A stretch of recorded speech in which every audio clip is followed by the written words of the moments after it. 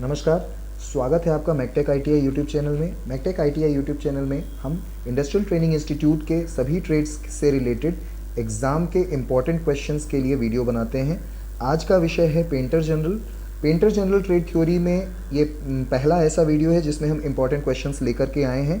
तो इस सीरीज़ के तहत हम 20-20 क्वेश्चन के वीडियोज़ लेकर के आएंगे, जिसमें 20-20 important questions painter general theory के होंगे। तो यदि आप अब तक चैनल में नए हैं तो कृपया चैनल को सब्सक्राइब करें तथा बेल आइकन ज़रूर प्रेस करें, क्योंकि बेल आइकन प्रेस करने से आपको जो भी हमारे आने वाले वीडियोज़ हैं उनका नोटिफिकेशन प्राप्त होगा। साथ ही अगर हमारा ये प्रयास आपको अच्छा लगे तो कृपया वीडियो को लाइक करें, और यदि वीडियो में कुछ सुधार के लिए आपके पास में कुछ सुझाव हों तो कृपया कमेंट करके भी हमें ज़रूर बताएँ। तो चलिए शुरू करते हैं पेंटर जनरल ट्रेड थ्योरी के क्वेश्चंस, इंपॉर्टेंट क्वेश्चंस हिंदी तथा अंग्रेजी दोनों में। शुरू करते हैं painter general important question 2020 series का पार्ट 1, जिसका पहला प्रश्न आपके सामने है।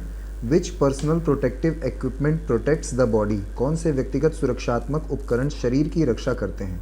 आपके ऑप्शन है एप्रन, दूसरा ऑप्शन है ग्लव्स, तीसरा ऑप्शन है सेफ्टी बूट, चौथा ऑप्शन है हैंड स्क्रीन। इसका सही आंसर है ए।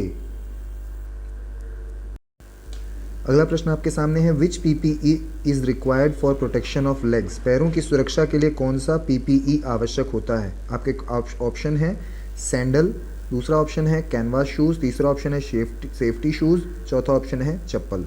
इसका सही आंसर है सी, सेफ्टी शूज़। अगला क्वेश्चन है question number 3। What is the expansion of MSDS?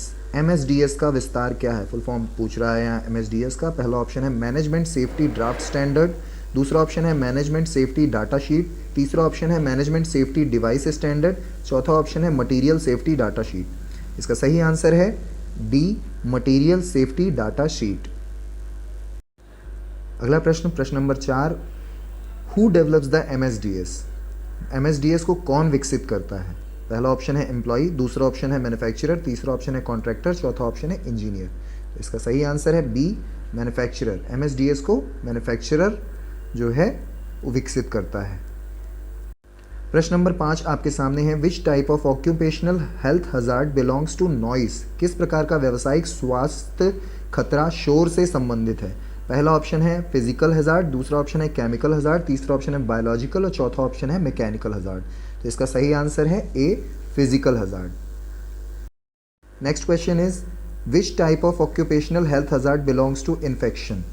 किस प्रकार के व्यावसायिक स्वास्थ्य खतरे संक्रमण से संबंधित हैं? आपके ऑप्शन है इलेक्ट्रिकल हजार्ड, दूसरा ऑप्शन है बायोलॉजिकल हजार्ड, तीसरा ऑप्शन है मैकेनिकल हजार्ड, चौथा ऑप्शन है फिजियोलॉजिकल हजार्ड। पहला ऑप्शन विद्युतीय खतरा, दूसरा ऑप्शन जैविक खतरा, तीसरा ऑप्शन यांत्रिक खतरा, चौथा ऑप्शन शारीरिक खतरा। तो इसका सही आंसर है बी, बायोलॉजिकल या जैविक खतरा। क्वेश्चन नंबर 7 आपके सामने है। Which factor causes fire? कौन सा कारक आग का कारण बनता है? पहला ऑप्शन है नेचर यानी प्रकृति, दूसरा ऑप्शन है ऑक्सीजन, तीसरा ऑप्शन है एटीट्यूड यानी मनोवृत्ति, चौथा ऑप्शन है एटमॉस्फेयर यानी वायुमंडल। इसका सही आंसर है ऑक्सीजन। ये आपने बचपन में कुछ क्वेश्चंस भी पढ़े होंगे, छोटे में साइंस में कुछ एक्सपेरिमेंट भी करके दिखाता है कि बिना ऑक्सीजन के आग नहीं जल पाती है। तो ऑक्सीजन जो है आग जलने के लिए मेन फैक्टर है, मेन कारक है। तो इस बात को आपको ध्यान रखना है। Question is what is the meaning of extinguishing fire? आग बुझाने का क्या मतलब है? पहला ऑप्शन है adding of a fuel to the existing fire, मौजूदा आग में ईंधन को जोड़ना, दूसरा ऑप्शन है पोरिंग द केमिकल डालना, तीसरा ऑप्शन है increasing the temperature from the fire, आग से तपिश बढ़ाना, चौथा ऑप्शन है removing any one of the cause factor for the fire, आग के कारणों में से किसी एक को दूर करना। तो इसका सही आंसर है D, removing any one of the cause factor for the fire, आग के कारणों में से किसी एक को दूर करना। अगला क्वेश्चन आपके सामने है। Which type of fire extinguisher is used on the liquefied gas fire? तरल गैस आग पर किस प्रकार के अग्निशामक का उपयोग किया जाता है?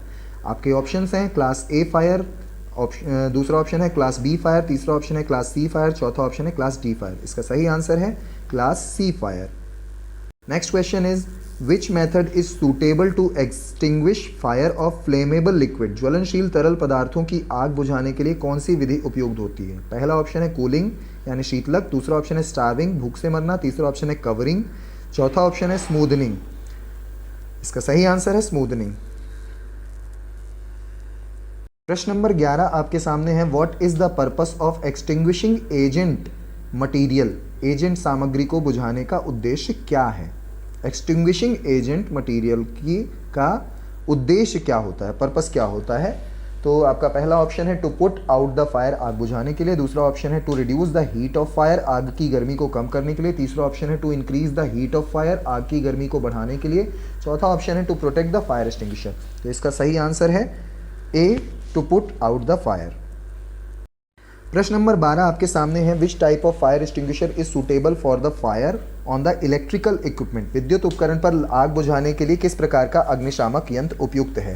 पहला ऑप्शन है फोम फायर एक्सटिंग्विशर, दूसरा ऑप्शन है हेलोन फायर एक्सटिंग्विशर, तीसरा ऑप्शन है लिक्विड फायर एक्सटिंग्विशर यानी तरल आग बुझाने का यंत्र, चौथा ऑप्शन है वाटर फिल्ड एक्सटिंग्विशर, भरा हुआ पानी बुझाने का यंत्र। तो इसका सही आंसर है हेलोन आग बुझाने का यंत्र।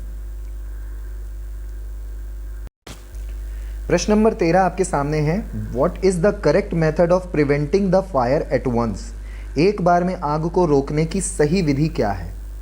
एक ही बार में आग को बुझाना है अगर, तो उसके लिए सही विधि क्या है। तो पहला ऑप्शन है reporting to local fire authorities, स्थानीय अग्निशमन अधिकारियों को सूचना देना। दूसरा ऑप्शन है covering with soaked oil clothes, भीगे हुए तेल के कपड़ों से ढांकना। तीसरा ऑप्शन है following simple common sense rule, सरल सामान्य ज्ञान नियमों का पालन करना। चौथा ऑप्शन है select and use any fire extinguisher, किसी भी अग्निशमन यंत्र का चयन करें और उसका उपयोग करें।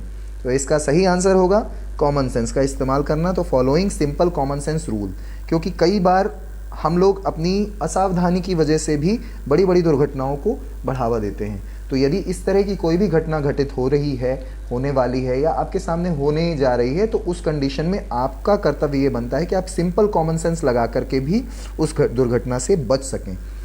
तो इसका सही आंसर होगा option C, following simple common sense rule. Next question is, what is the immediate step to be taken in case of fire. आग लगने की स्थिति में तत्काल क्या कदम उठाया जाना चाहिए। तो पहला ऑप्शन है alert people surrounding by shouting fire, आसपास के लोगों से आग बुझाकर चेतावनी देना, आग बुझाने आसपास के लोगों ने आग बुझाकर चेतावनी दें।